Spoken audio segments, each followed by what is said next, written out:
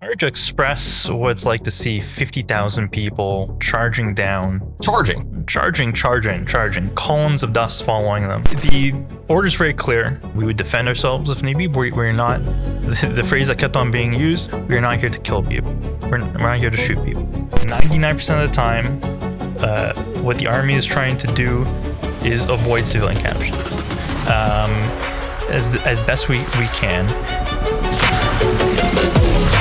All right, guys, welcome back to the Israel Guys. We have an exciting interview today. Unfortunately, Ari and Jeremy are not here with us, but we have a soldier fresh from Gaza with some key insight directly into what's going on at the GHF sites. Now, there's a lot of misinformation going on with these sites. This is the Gaza Humanitarian Foundation, where they're feeding all of the so-called starving Gazans. A lot of misinformation on that, but there's a lot of also misinformation with people like, they're saying they're just shooting people. Well, we're going to get down to the basics of this, not because Luke and I, we've not been there, but Michael Starr, you have been there. You're an IDF soldier that has been in the trenches protecting the outside of those GHF camps to where they're giving the humanitarian aid to the Gazans, and you've been, as a soldier, protecting the outside parameter of those camps. So anybody to ask,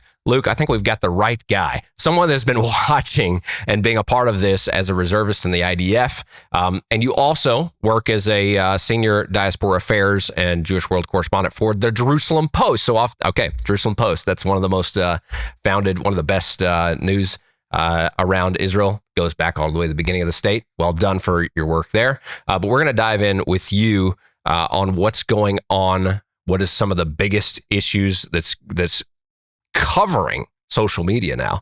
So much misinformation. Just kick us off a little bit. Paint a picture for what you're on the border of these camps. What does it look like? You're a soldier. You're guarding. What does it look like?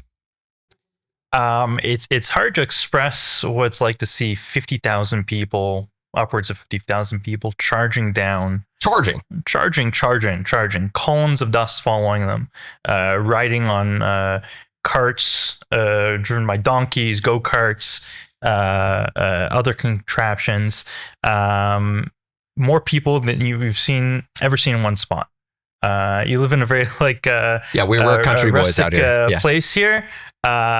It's a mass of a wave of people, and they're all trying to get to this camp, which is the sand barrier surrounding a few buildings made out of shipping containers and stuff like that. And in the center there's aid, and this aid organization, Gaza Humanitarian Foundation, is doing its best it can to kind of distribute aid. And I was a reservist. I'm currently not a reservist. As you can see, I'm not wearing a uniform right now. I'm not a journalist when I'm a reservist. I'm not a reservist when I'm a journalist. I keep those two worlds separate. So I'm not currently a soldier. But as a reservist, we're kind of maneuvering around the area, taking strategic positions so you can watch over this camp, this compound, to ensure everything goes okay. Because unfortunately, there are terrorists mixed up in these crowds. We captured a few.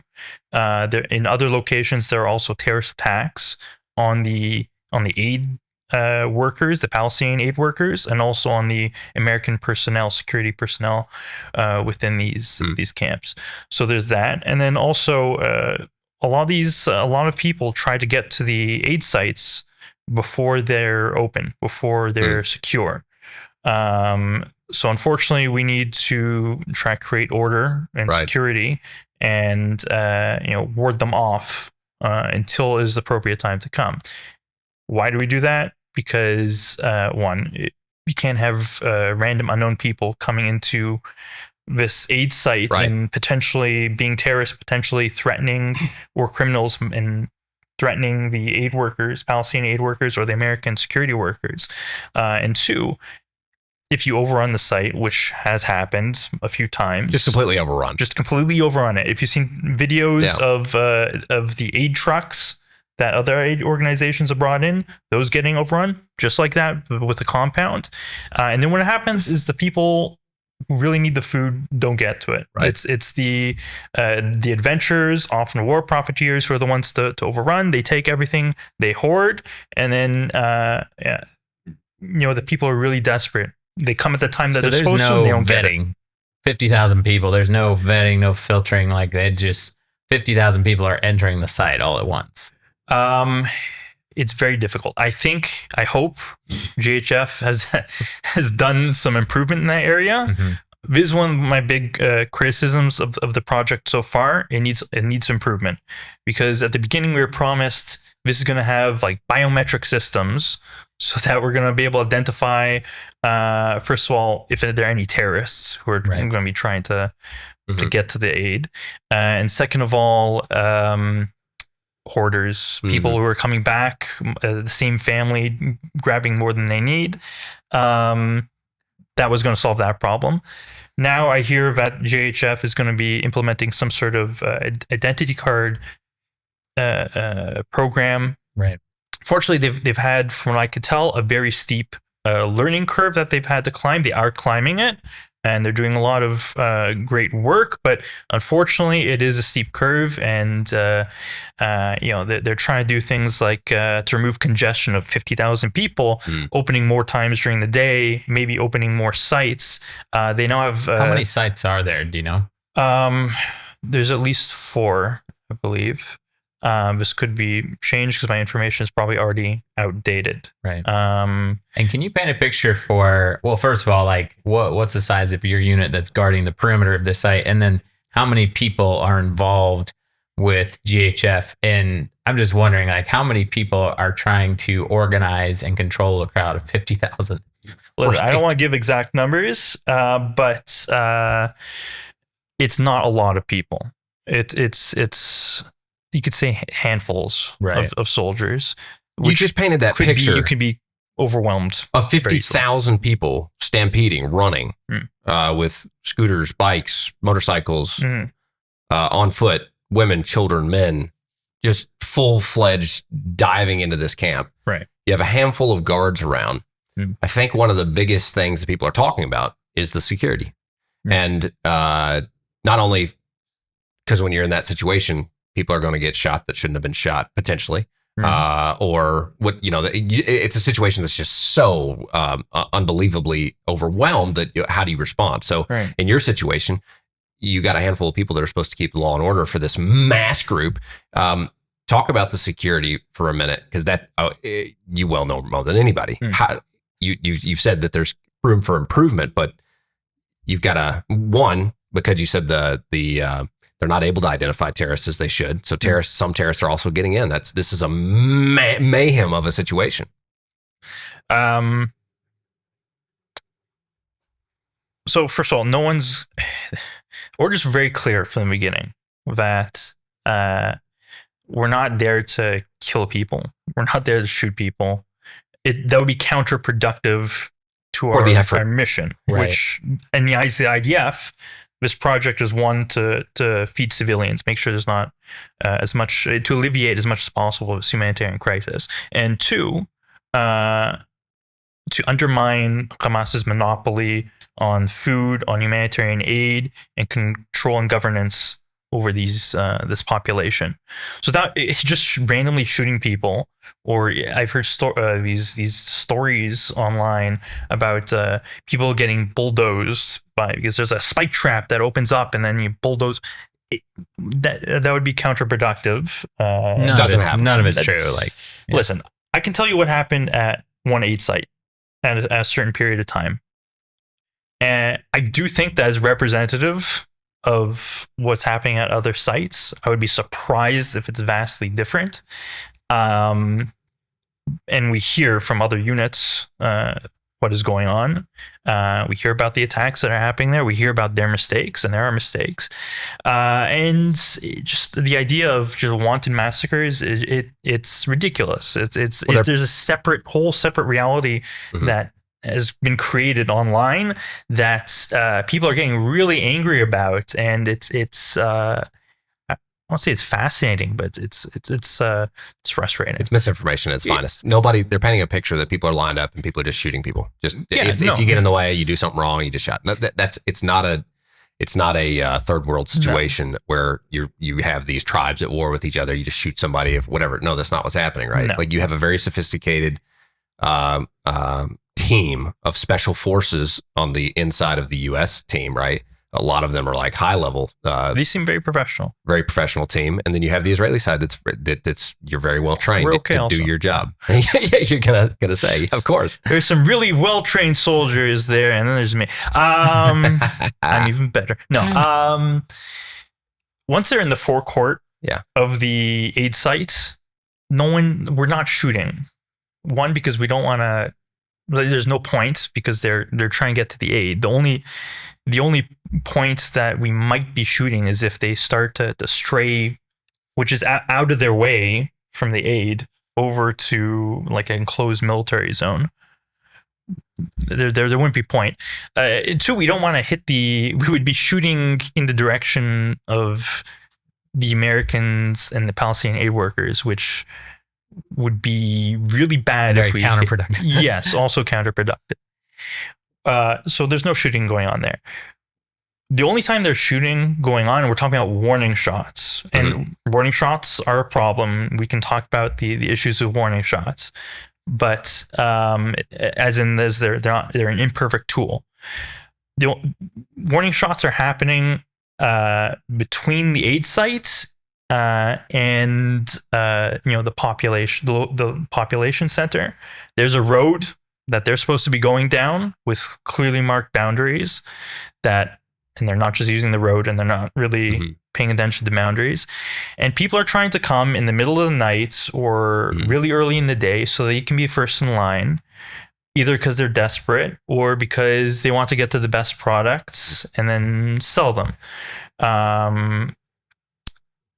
So warning shots are being used to keep people at bay. There's no one's lining up. First of all, no one's lining up at all, except in I saw a video. Except in the women's and children's distributions, they are lining up. But yeah, you've seen the videos. It's just a mass of people. Lines are not really. Yeah, I mean, you come from Canada. It's not a Middle Eastern thing either. A U.S. in general. Middle East, it doesn't usually deal with lines. I mean, even you go to the grocery store here, it's hard to form a line. Oh yeah. It's just one of the things of being. But I think it's even more exaggerated in that culture. The Gaza culture is far removed from any kind of lines. Order doesn't exist. On top of the fact that you still have Hamas running the background, and that's what I'm going to ask you is we're talking about trying to bring order here. You're talking about warning shots to bring that order. In my mind, no country in the world dealing with a situation like this would fire a warning shot. The shots would be direct. If you have a mob of 50,000 people running at a small group of soldiers, what military in the world, and this is an honest question, I'm just an American asking you, you've been on the front line. Are you aware of any, I mean, maybe this is a little complex, but I'm not aware of any military on the planet that would be like, oh, warning shot, I've got 50,000 people running at me, and if I don't do something, if I don't shoot, you're going to look at the instigators and you're going to shoot them. That's what they would do in any other part of the world, to my knowledge. And I know the IDF goes far and above and beyond that of international law and what's expected. I understand. I know that because I don't see these situations happening anywhere else in the world. What is your response to that? So I haven't been in other militaries, so my comparison to other militaries is going to be limited based on cursory knowledge. I do know that other militaries are not too fond of warning shots because a lot can go wrong with them.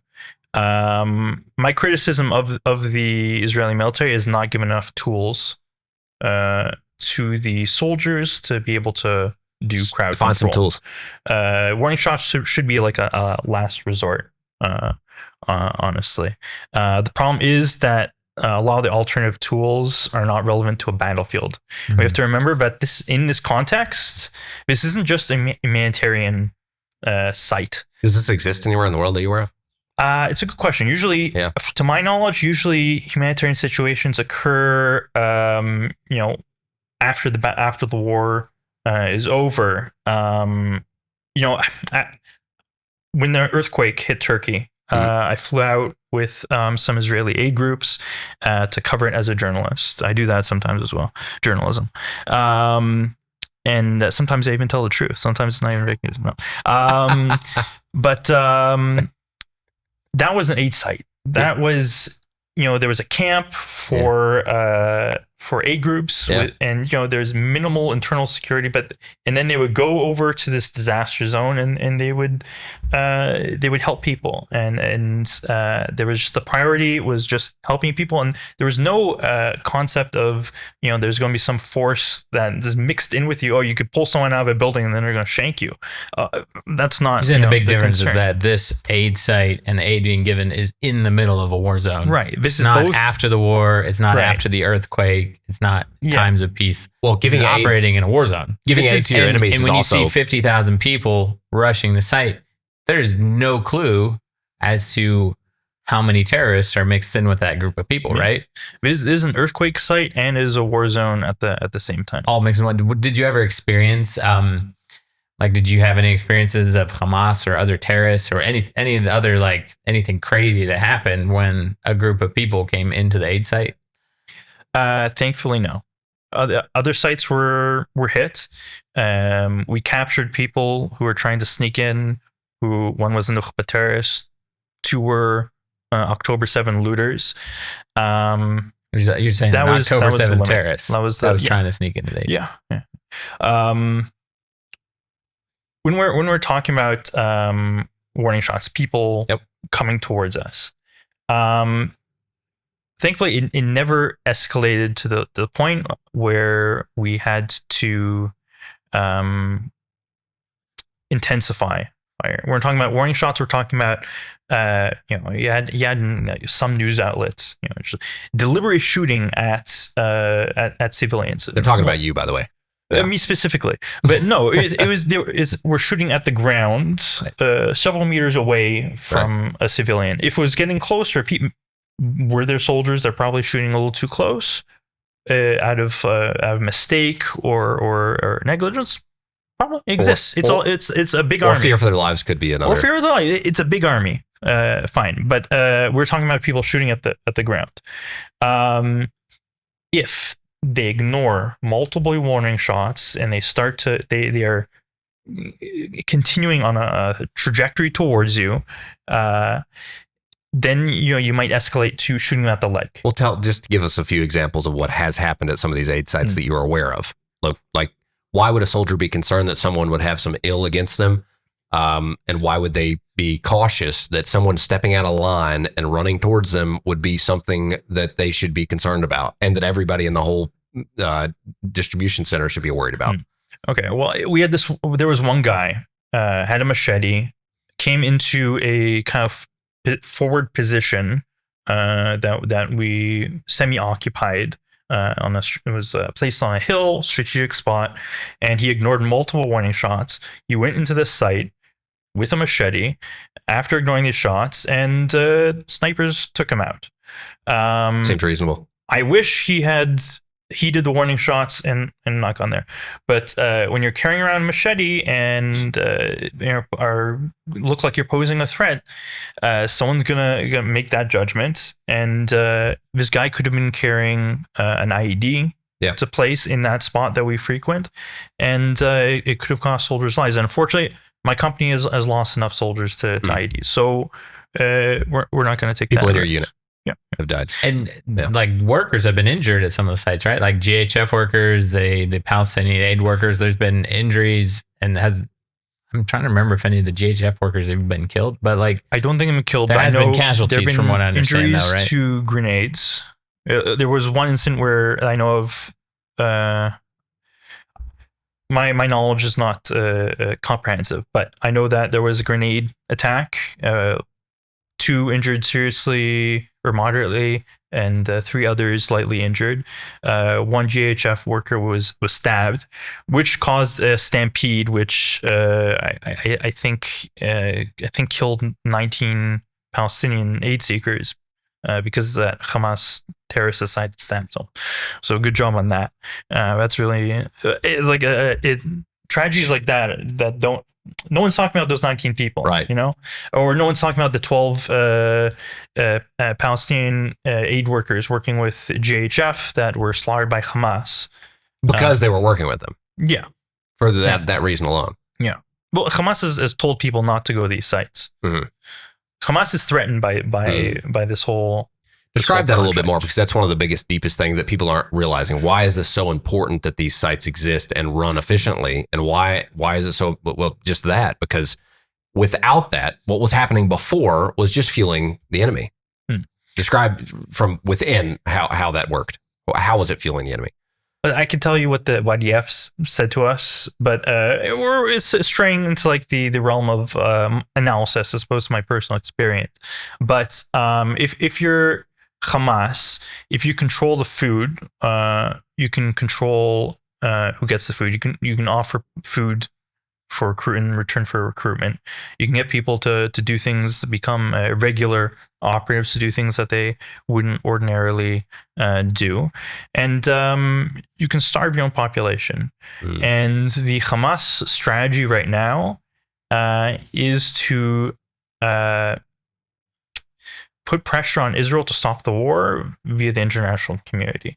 And you can activate the international community by pulling on their empathy and just drawing up these images of suffering, creating this narrative of suffering as much as possible. Ironically, it's this pressure that also prolongs the war and thus prolongs the suffering. I mean, it's the same strategy that got us to October 7th in the first place, because the West has this thing where they never want to pull off the Band-Aid. They would rather let the arm get infected rather than cutting off a gangrenous finger, because they don't want to suffer right now. So cast lead and pillar defense and protective edge and guardians of the wall. Each time was an opportunity to prevent future suffering and greater future suffering at that.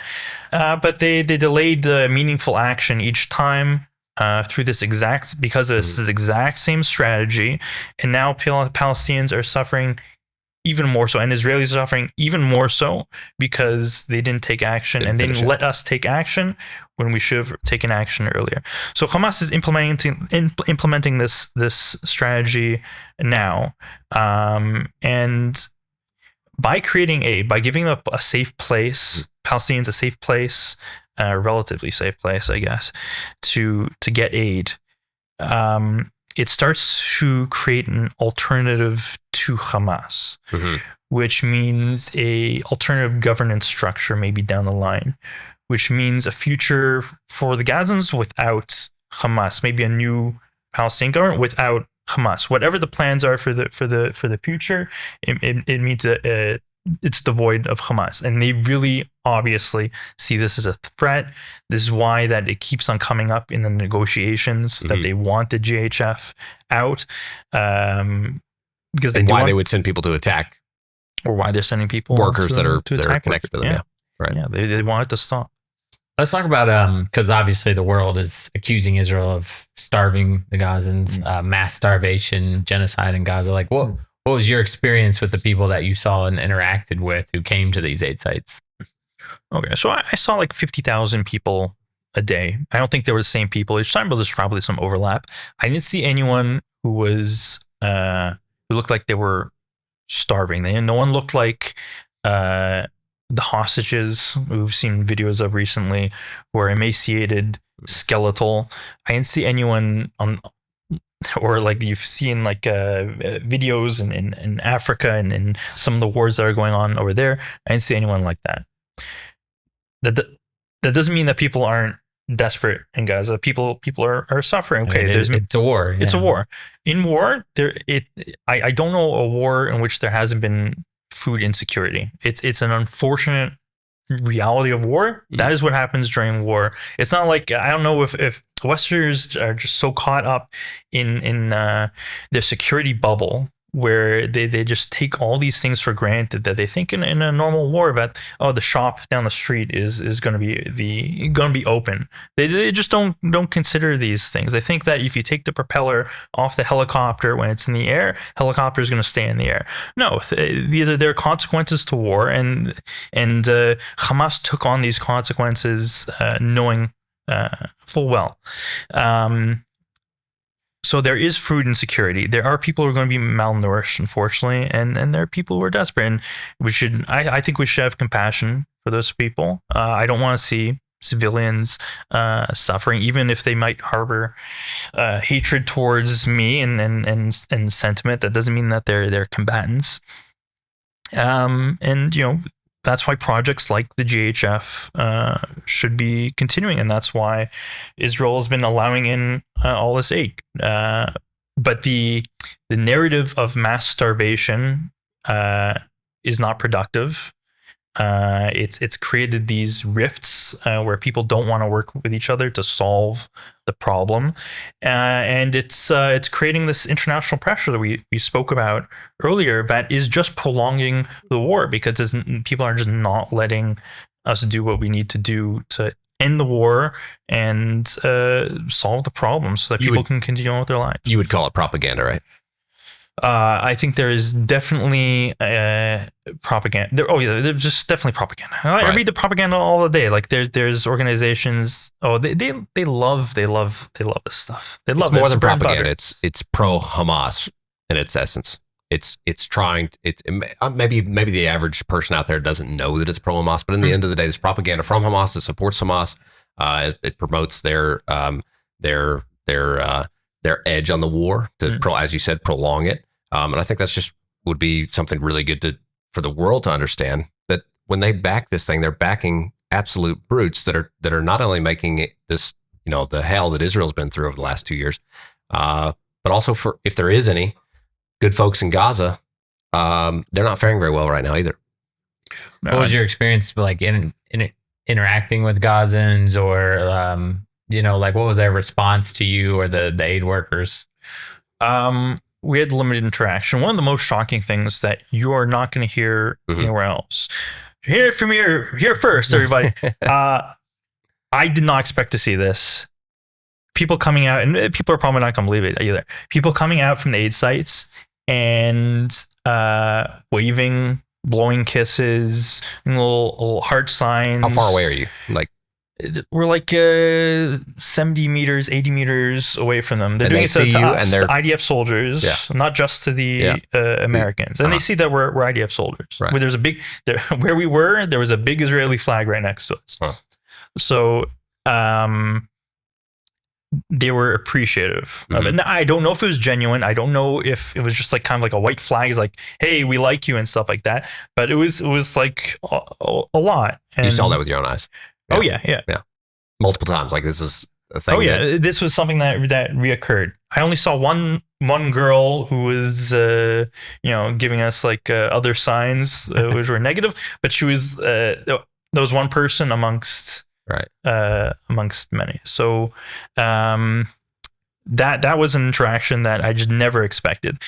The other was, when you catch detainees, when you detain people who are trying to like sneak in, obviously like they have to go through interrogation, and you give them water and you make sure that it's not too terrible of a situation for them. But kids told us that they had to come early. They were trying to sneak in so that when they came back, they could avoid men who are waiting on the outskirts of town from taking the aid from them. I don't know if these guys are Hamas or just criminal elements. Get aid, and then when they get out of the site, there's people, maybe Hamas or other terrorists, waiting for them to steal the aid from them. I don't know if they're terrorists. I don't know if they're criminals. I don't know if they're just assholes. But so what would be the motivation behind taking it? Is there you don't have to go in yourself.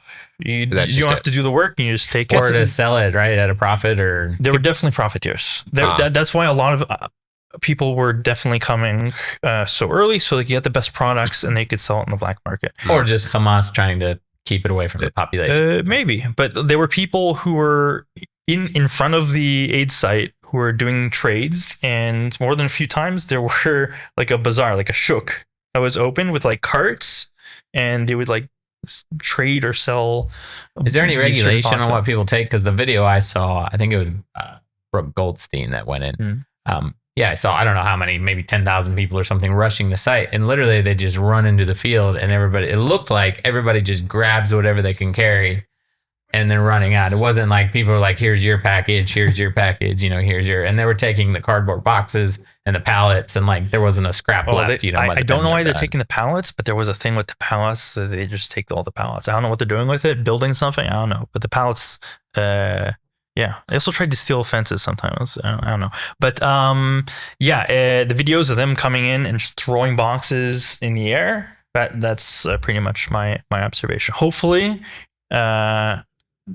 things are improving, but to stop hoarding and to stop profiteering, to create some sort of order, they need to decrease the congestion and create some sort of more secure system for making sure one package per person or one package per family. There's no way of doing that right now. I don't know. Not that you've seen from your I post. didn't see. Right. There were women and now they're doing also children distributions where not that they're giving out kids or giving out women. They're doing special distributions to women and children. Some of these women were just not able to compete with some of these men for stuff, and also feminine hygiene projects. That was very orderly when I saw it. It took a long time, but can we talk about something? I'm very interested in this. I'm skeptical. I love the fact that, as you said, the IDF is very generous, wants to feed their enemies. Not specifically their enemies. They want to reach in and try to help the people, and maybe they're trying to say these people are not our enemies, but the enemies all mixed in. Therefore, they're feeding their enemies. The U.S. is trying to engage. Trump is saying there's hungry people, let's feed them. I know that this doesn't happen in any other world. There's never been a war like this where all the world rallies around to feed the losing party. That just doesn't happen until after the war. And once the war is finished, then you have something like this happen. Here's what I'm skeptical about. First, that's a little skeptical already. My view of this, okay, and I'm not putting that on you, but that's just an outsider view that I'm looking in. And I'm also, my main skepticism really lies within what's the end result. I want to hear from you. What do you feel like? And maybe not you. Go ahead and just talk about what you're sold, the people you're in your unit. Don't give me a personal view. Maybe give me a view of what are you hearing? What are the soldiers in Gaza, not the upper echelon, because that's going to be politically correct, whatever. I got a feeling like what's going on the street soldier level, just what's going on is not politically correct. I mean, I already know. I have a lot of soldier friends. In the end of the day, and I'm pointing this very directly, in the end of the day, do you think it's possible? Get rid of Hamas. Is it? They're going to create another one. Is that not the reality? That these people have a way of operating that is gang-like, tribe-like, terrorism run. They all come from these terrorist entities. Maybe we could frame it as like at the beginning of the war, I think the statistic was something like 80% of Gazans and honestly Arabs in Judea and Samaria supported what Hamas did on October 7th. And now, you had interactions where they're showing a love and appreciation to the IDF, but the question is, how much of that's genuine? Is it just because you're getting free food, keeping them from starving? But I guess, is that kind of your question? Like, what's the feeling? Well, how's it? Because the whole goal of this is to say, okay, we're going to pull the power away from, we're going to feed people, but we're pulling the power. This is a power struggle to hold this stuff back from getting to Hamas that empowers them to keep their hold. Want to break that hold. Yeah, I agree. That's amazing. Who's going to replace them? The end of the story. What happens? Well, this is one of the complaints of soldiers is that the Israeli government and military as well tend to do very short-term planning. And we would like to believe that there is a long-term plan in mind. We've just seen too much. October 7th, Trump broke a lot of trust, and during the war, we've seen just too much short-term or medium-term strategic plans, and to trust that they have already thought out what they're going to be doing next. Mm-hmm. Right now, they just don't want civilians to starve, and they want to try to take this out. I think not having civilians starve is a great short-term plan. And the other thing is great, pulling away Hamas power, also great. But long term, that's the question. Is it not going to be another Fatah? Going to be another? There's 22 Islamic Jihad. 22 terrorist organizations operate around this mountain we're sitting on right now. What a lot of us have been talking about, and I think needs to happen is some sort of de-radicalization thing. Very intense. We're talking about post-World War II, Nazi Germany, Imperial Japan, something that takes like 20 years where you throw out UNRWA and you put in a curriculum for children and adults that promotes peace, and it's not. I know people like short answers to things, but that's the thing. Like you need to teach the radicalism out of these people, unfortunately. Otherwise, if you just go in and out, then you're going to get a Palestinian Taliban, or you're going to get Islamic Jihad, or you're going to get PFLP, great, Marxist. Like I said, we got 22 around us here. There's more than that in Gaza, I'm sure. It's just going to be another gang that rises to the top who takes the power. We've seen, on big scale, America's played this game all throughout the Middle East for so long. You support this one, and this one takes over, and then whatever. This has been the world of the American approach, now put on this a tribal situation, like exactly what's happening on Gaza on a micro kind of facet. I'm very skeptical. It sounds like you are a little bit as well. Yeah, well, everyone's saying you have to play this game a certain way, and so you can lose. Why? Have you been so successful with nation building and warfare that we should be following? So obviously, we want to be moral. We want to do things in a just way, but we don't want to do things in a stupid way also. Right. We went to Gaza. First thing I saw was a pipeline that was going over the Gaza fence from the Israeli side, pumping in materials for concrete. And the first thing we were told was, it's been pumping that material for 20 years. So Israel's been providing the materials, hoping they would build infrastructure, schools and hospitals. Right. Everyone knows that material went straight to building hundreds of kilometers of terrorist tunnels. The very tunnels that Israelis hostages are still sitting in, built by the infrastructure that was pumped in by Israel. This is the kind of thing that infuriates the Israeli soldier on the ground, infuriates the common public standing in Israel right now. The last thing I want to add to this, and we're going to wrap up, is that sounds great. What if we were able to take a 20-year plan and re-educate Gaza? I think in a different world, that would work fine. Here's my, again, skepticism.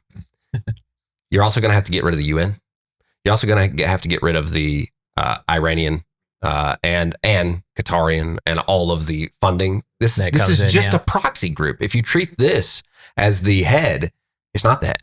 It's just an arm that's being fed by another. And the other is so much bigger than what we're seeing here. And it could even grow bigger. We could even be a little bit explosive here and say China and Russia and North Korea. There is another axis.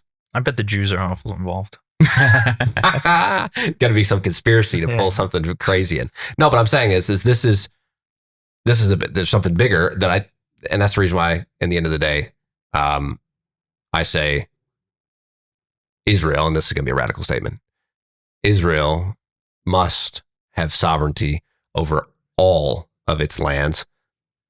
If it's a part of Israel, it's part of Israel. If it's not, put a border. Israel has history all the way back in Bible times in Gaza. I think it's Israel's responsibility to thank you for all the work you did there, and all the soldiers that are sacrificing. You have sacrificed immensely. I'm sure you've lost friends. You talked about it briefly, that people in your unit at least have been killed. That's no small price to pay. And I believe, in honor of all those that have fallen, that there's going to be something that's not just going to be a 20-year thing, but there's going to be peace. And the only way I see, and many Israelis I know, is that Israel will take full control. And I hope we see that day. I don't know if that's your vision for that as well. And as a public correspondent, I don't even know if you could say what I just said. But I know there are many Israelis in the public that are moving that direction. Listen, a lot of soldiers are really jaded. We're not happy with the situation, with the aid situation. In the micro scale, we feel like we're not being given the tools that we need to manage the situation. Warning shots are not a good tool. And if you extrapolate that to the broader situation, I hope that I still have hope that a warning shot can be used. My hope still, I would Gaza as a Palestinian state, peaceful one day. I hope that could be, personally, that could be a solution, but it would require a lot of work, and it would require a complete shift in what's going on right now. What you see with these anti-Israel groups in the U.S. and with the international community needs a complete shift in their mindset, because what they're doing is just encouraging Hamas. Everything that they're doing that they think is pro-Palestinian is actually just going to harm us and Palestinians, and going to cause what they don't want to happen. So hopefully, I think that there still is a potential for a Gazan emirate or whatever with and then the expulsion of all these groups. I want to see every Hamasnik killed. But it's that's the warning shot. Hopefully that'll be enough to solve the problem. I assume your position on this has changed drastically from October 7th. No, I've always been a cautious optimist. Okay. I have another question for you. Recently there was an individual that worked for GHF, left, did a media tour basically, and accused GHF and the IDF of all kind of horrific war crimes and genocide and stuff like that. Is there anything from his, stories that you would like to address, or any kind of, or honestly, like any kind of other specific propaganda or fake news that the world is accusing Israel of, that, your personal experience was drastically different? I mean, I have some vague sense of the fellow that you're speaking of. I don't remember his name exactly. I'm not familiar with all of his claims. So if there's specific a lot of it had ones, to do with just, that the IDF had a policy of shooting civilians. Starvation was rampant. The IDF's committing genocide. I think he spent all of like a week and a half on site as well.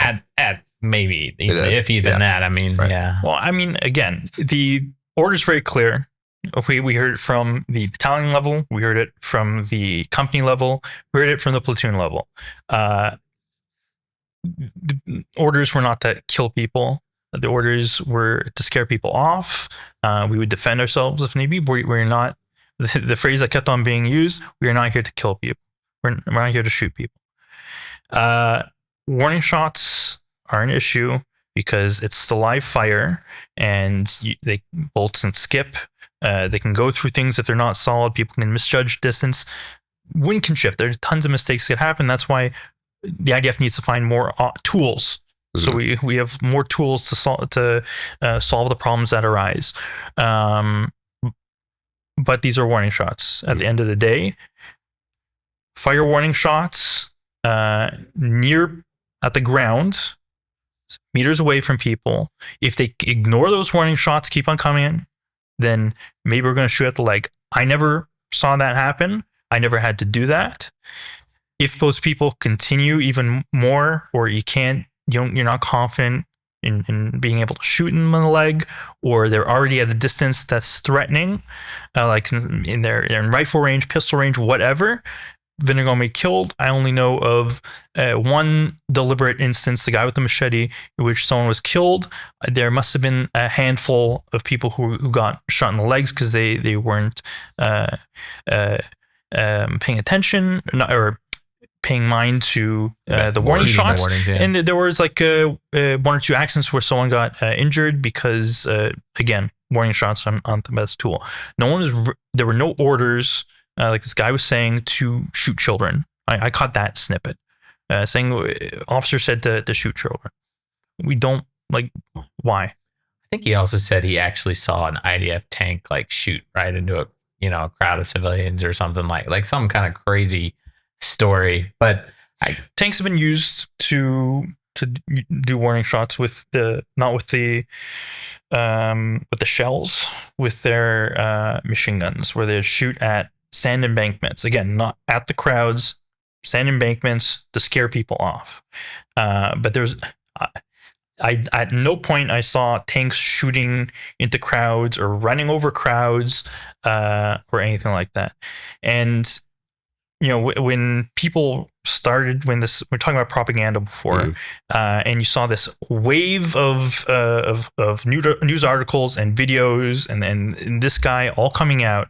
You never saw any positive things about these sites. You can always tell there's an issue if the news is only in one direction and there's no, he said, she said. Right. But what is it safe to say? I guess end of the day, safe to say.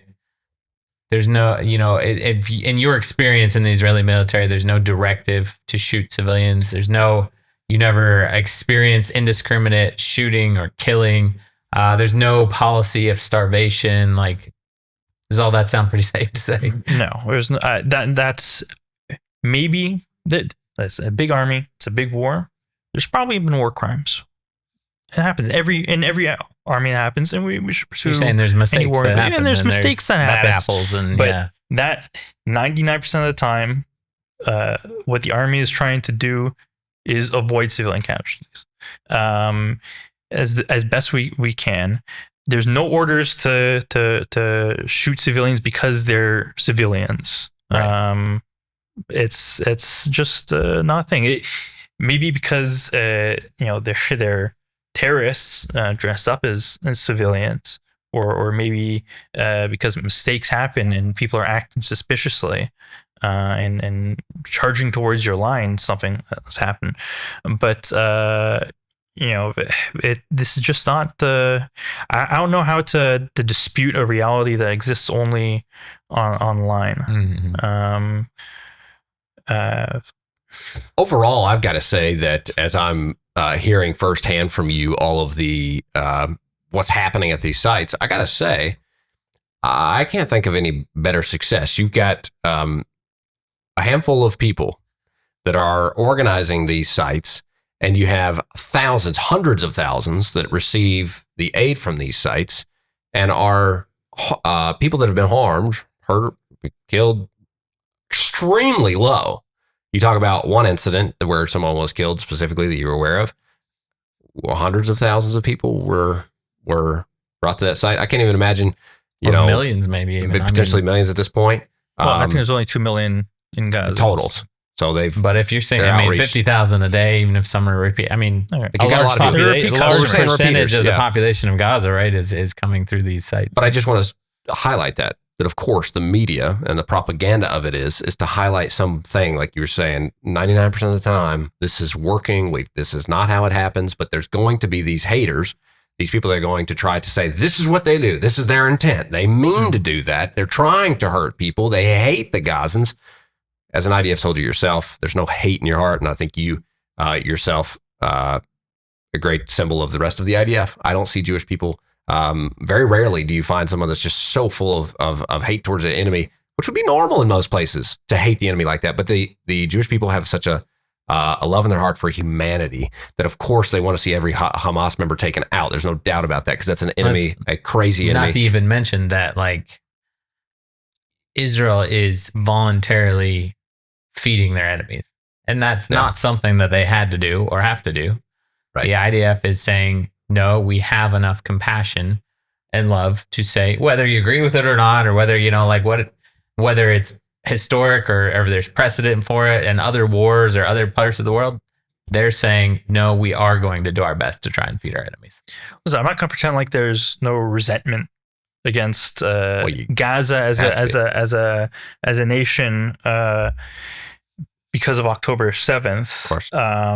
But anyone who feels that to an extreme degree is still, they say so. I've heard it said like we shouldn't be feeding. They're still carrying out the orders, but I don't think that's the majority sentiment. And it's hard. Even I mean, people, I would be one of those probably. Fair, but and there's a lot of people who, even if they hold that thought, it's still difficult to see 50,000 people chasing boxes and not feel some degree of empathy for them and wishing better for them. I also don't want to oversell like that these aid sites are like the greatest thing ever, because a lot does need to be improved. Right. Okay. Soldiers are not happy. Soldiers are very frustrated with the situation. They're not.